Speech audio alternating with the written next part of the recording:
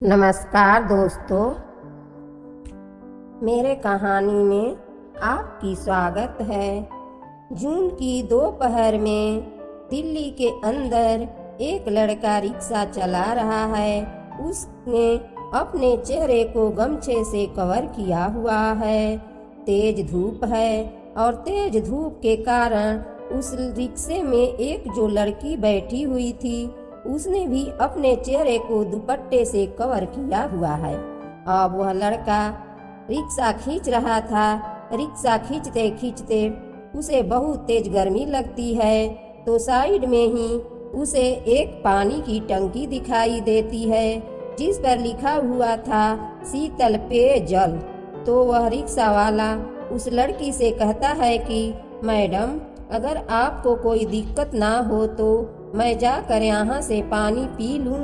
तो वह लड़की कहती है, ठीक है, कोई परेशानी नहीं, तुम वहाँ पर जाकर पानी पी सकते हो।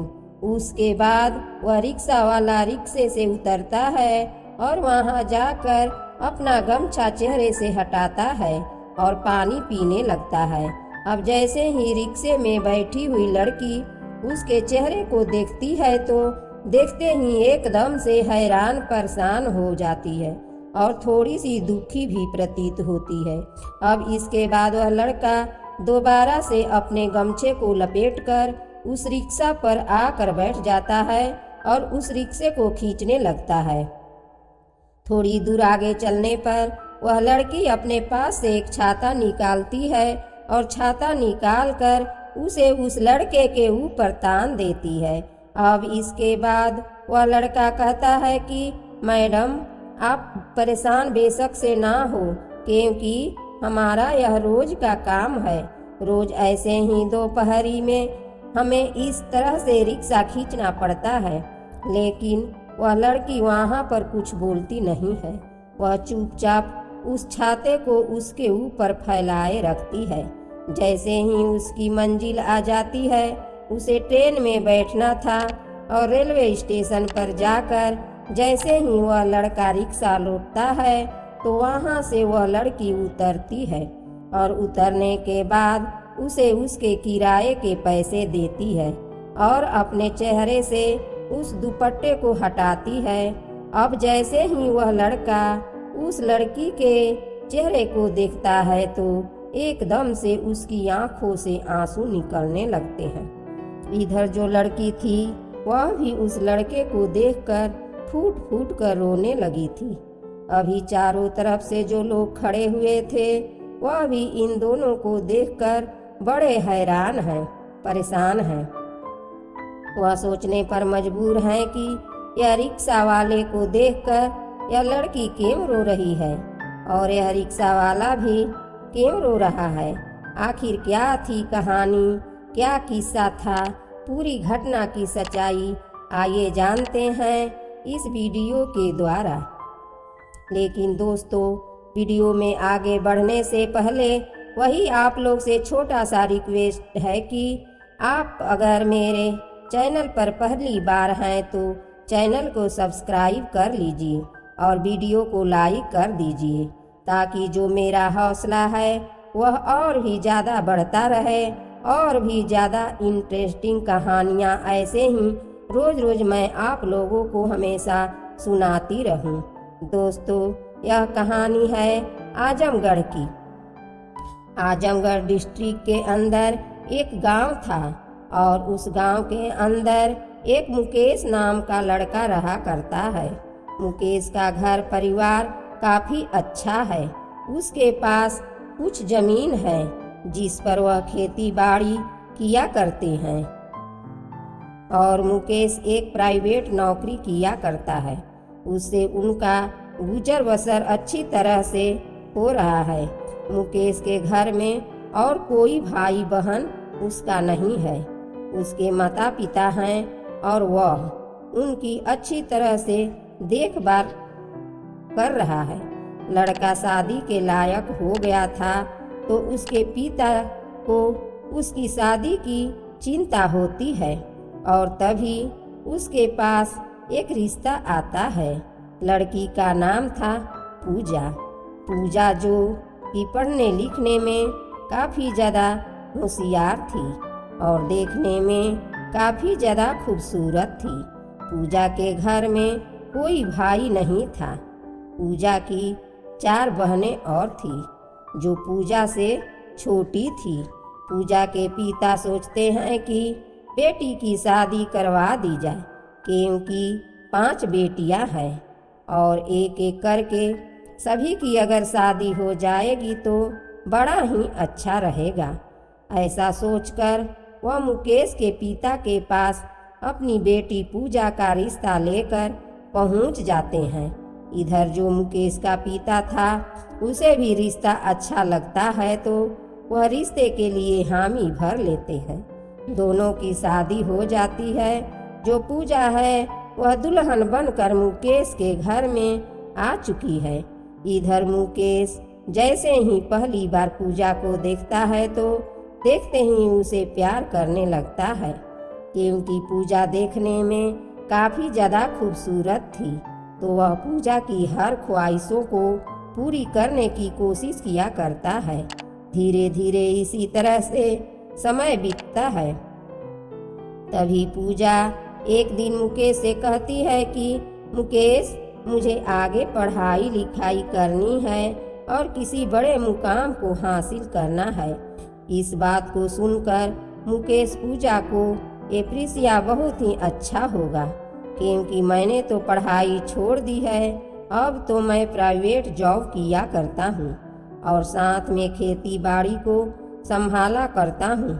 अगर तुम पढ़ती लिखती हो और बड़े मुकाम को हासिल करती हो तो इससे हमारा ही नाम रोशन होगा।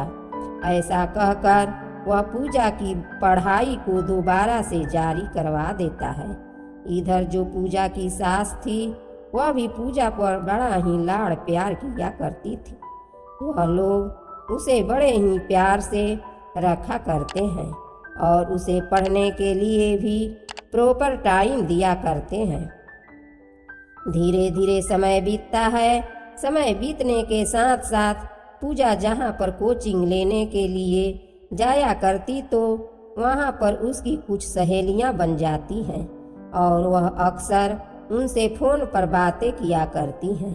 अब कभी कभी जब मुकेश उसके पास फ़ोन किया करता तो पूजा का फ़ोन बिजी बताया करता है और इस बात को देखने के बाद जो मुकेश है उसके दिमाग में शक का कीड़ा घुस जाता है।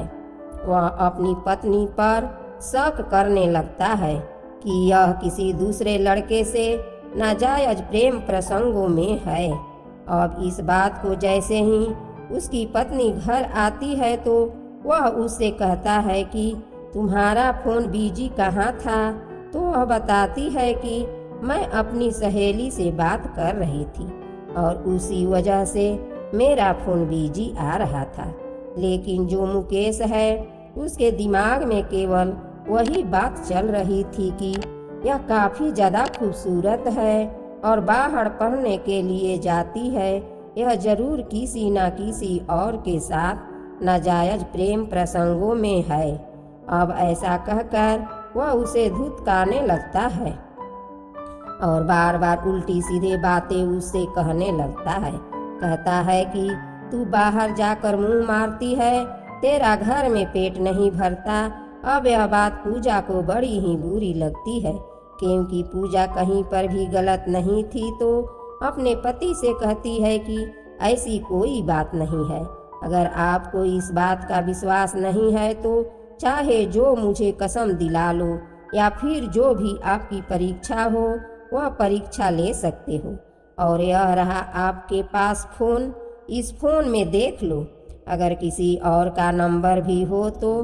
तभी वह कहता है कि तुम पढ़ी लिखी हो और तुमने वह नंबर को डिलीट कर दिया होगा। अब इस बात को पूजा जैसे ही सुनती है तो मुकेश से थोड़ी ऊंची आवाज़ में बात कर जाती है। कहती है कि तुम ऐसा कैसे कह सकते हो? मैं कैरेक्टर पर उंगली कैसे उठा सकते हो?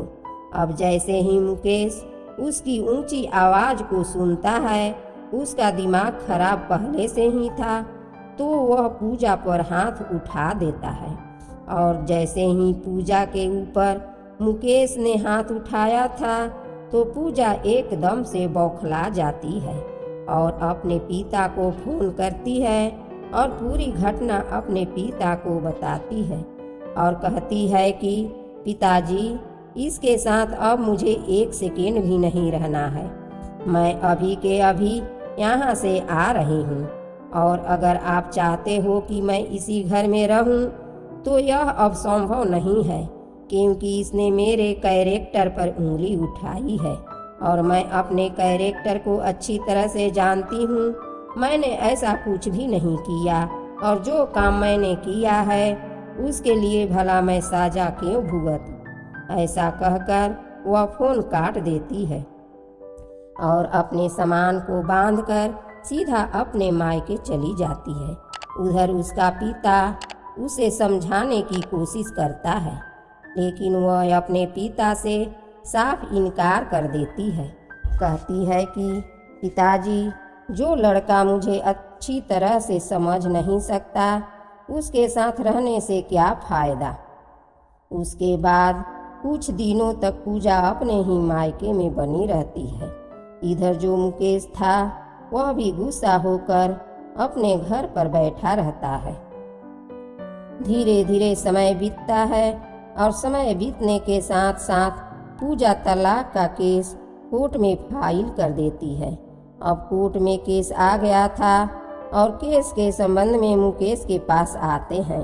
अब जैसे ही सन्नो को मुकेश देखता है तो उसका दिमाग और भी ज़्यादा खराब हो जाता है और वह उसे तलाक देने का फैसला कर लेता है।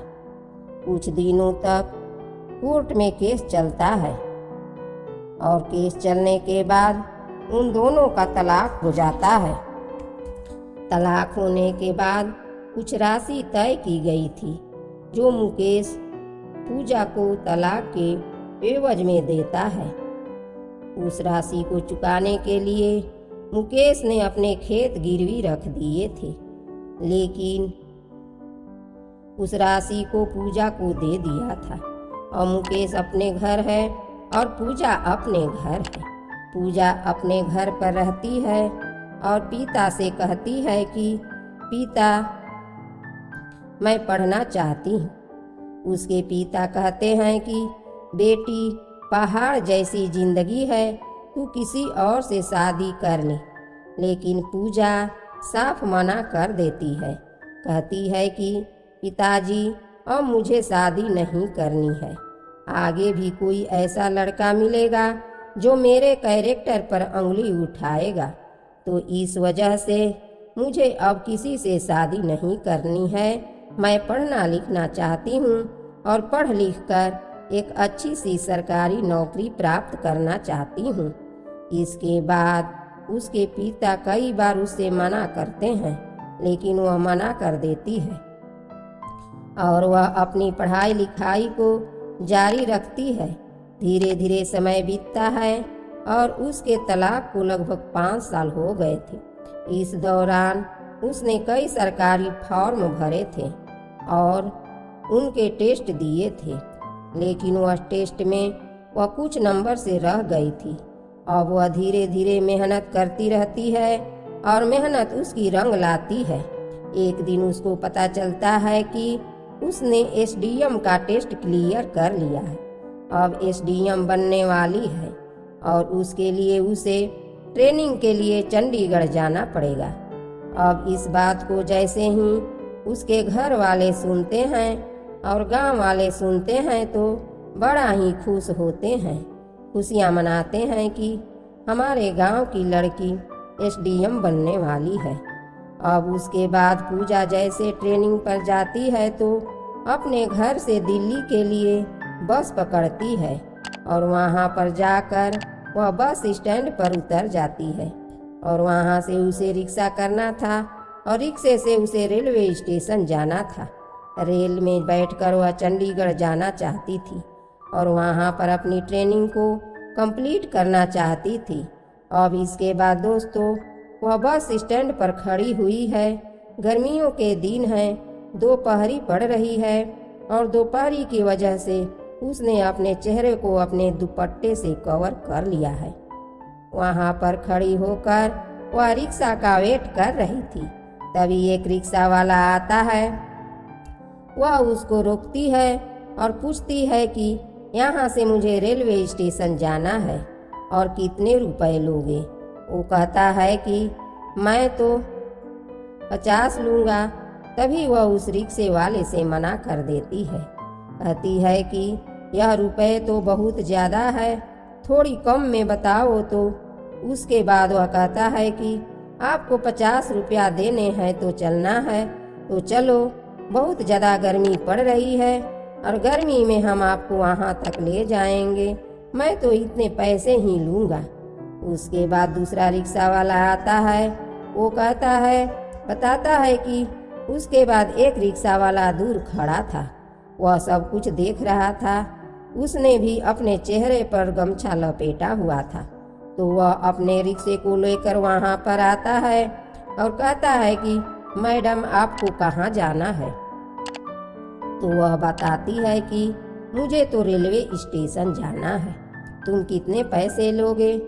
तो उसके बाद रिक्शा वाला कहता है कि मैडम जो आपको अच्छा लगे वो दे देना। लेकिन वह कहती है कि नहीं, ऐसे नहीं, तुम पहले बताओ कि तुम कितने पैसे लोगे। तो वह कहता है कि ठीक है, आप मुझे 80 रुपये दे देना। सुबह से मेरी बोहनी भी नहीं हुई है। अगर आप मेरे रिक्शे में बैठोगे तो मेरी बोहनी हो जाएगी और हमारा पेट भरने का जुगाड़ हो जाएगा। उसके बाद वह लड़की उस रिक्शे में बैठ जाती है और रिक्शा चालक, जिसने अपने चेहरे को गमछे से कवर कर रखा था, वह रिक्शा को चलाता है। बहुत तेज गर्मी पड़ रही थी। तभी रास्ते में उसे पेयजल की टंकी दिखाई देती है और वह उस लड़की से कहता है कि मैडम अगर आप कहो तो मैं यहाँ से पानी पी आऊँ। तो उसके बाद पूजा कहती है कि ठीक है, कोई बात नहीं, आप पानी पी आओ। वैसे भी अभी मेरी ट्रेन को आने में काफ़ी देर है। इसके बाद वह लड़का जाता है और वहाँ जाकर अपना गमछा हटाता है। जैसे ही पूजा की निगाह उस लड़के पर पड़ती है तो उसके चेहरे को देखकर एकदम वह मायूस सी हो जाती है और भीतर ही भीतर रोने लगती है। उसके बाद वह लड़का वहाँ से आता है, अपने चेहरे पर दोबारा से गमछा लपेट लेता है और रिक्शा को खींचने लगता है। दोस्तों, वह लड़का और कोई नहीं, वही मुकेश था जिसने उसे तलाक दे दिया था। आज वह दिल्ली में आकर रिक्शा खींच रहा था। तभी वह थोड़ी दूर आगे चलता है तो पूजा अपने पास से छाते को निकालती है और उसको उसके ऊपर फैला देती है। जैसे ही छाता उसके ऊपर लगाया गया था तो उसको ठंडक मिलती है। वह कहता है कि मैडम आप क्यों परेशान हो रही हैं, हमारा तो यह रोज का काम है और रोज हमें इसी तरह से दोपहरी में रिक्शा खींचना पड़ता है। अब उसके बाद जो पूजा है वह कुछ बोलती नहीं है, क्योंकि वह अंदर ही अंदर बहुत फूट फूट कर रो रही थी। धीरे धीरे उसकी मंजिल आ जाती है। जिस स्टेशन पर उसे पहुंचना था वहां पर जाकर उसने रिक्शे को रोक दिया था और उसके बाद वह रिक्शे से उतरती है। तभी पूजा भी उस रिक्शे से उतरती है और उतरने के बाद उसे निकालकर 80 रुपया उसके हाथ में रख देती है।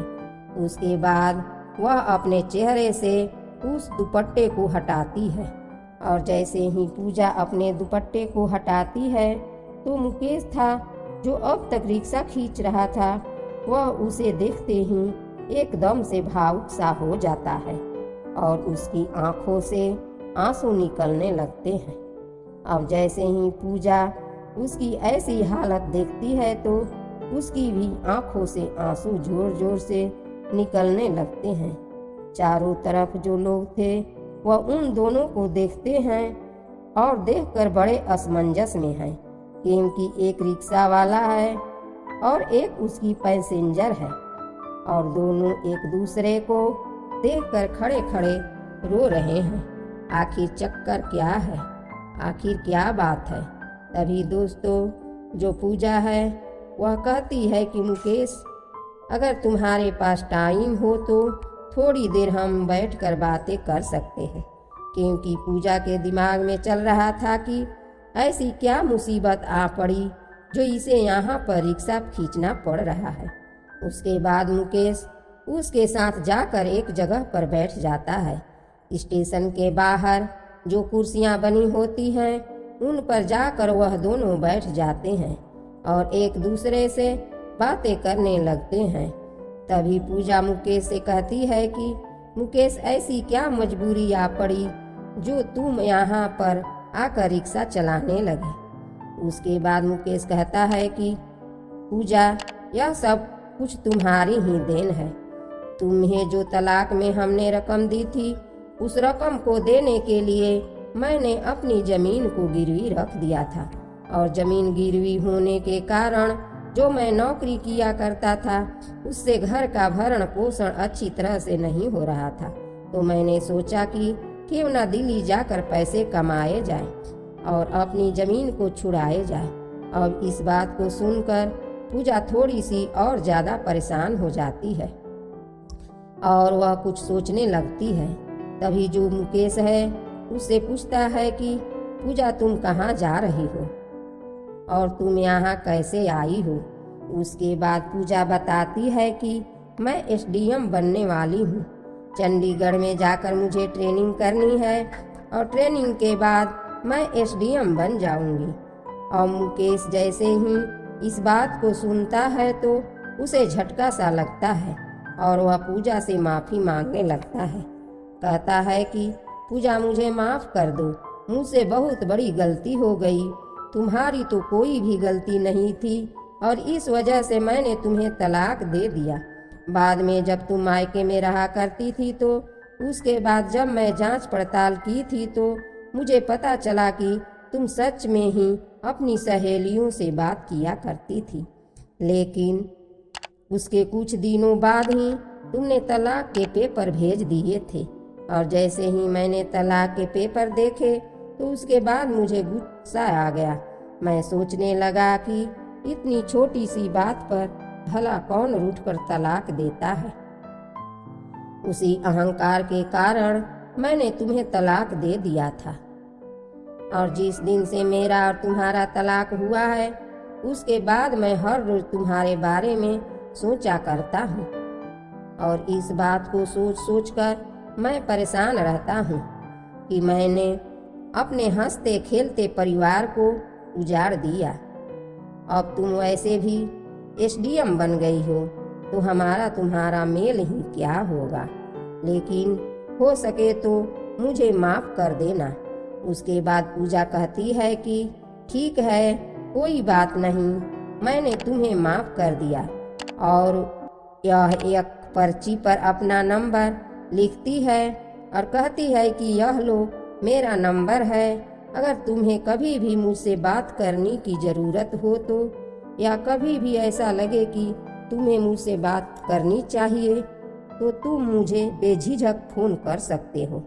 मैं अब इस ट्रेन से जा रही हूँ क्योंकि मुझे अपनी ट्रेनिंग कंप्लीट करनी है और बाद में तुम फ़ोन से मुझसे बात कर लेना।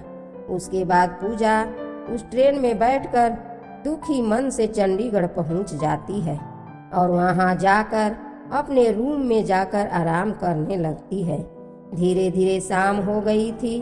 शाम के समय जो मुकेश था वह पूजा के पास फ़ोन करता है, पूजा से बात करता है और बातों ही बातों में उन दोनों को एहसास होता है कि उन दोनों ने जो भी किया है वह बहुत ही गलत किया है, ऐसा उन्हें नहीं करना चाहिए।